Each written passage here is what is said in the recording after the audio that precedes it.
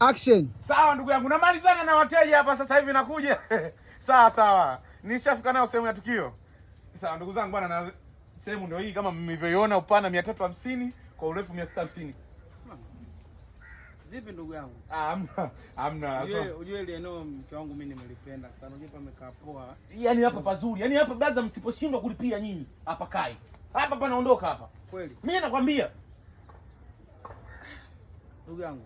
Vipi? Mbona unadoa? Kiukweli dalali mimi nimepapenda. Kwa hiyo kama tufanye mpango wa kulipia, basi sawa, kuna shida si tulipie.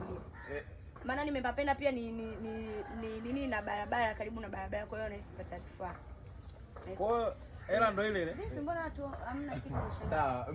Basi kama mtapapenda mimi niko mtasubiri pale, basi nakuja nyewe, angalieni kiasi kimtakuja kuniambia. Sasa dalali niko hapa mbele hapa. Niko mbele hapa. Sasa dalali, acha namba ya malipo. Niko mbele hapa.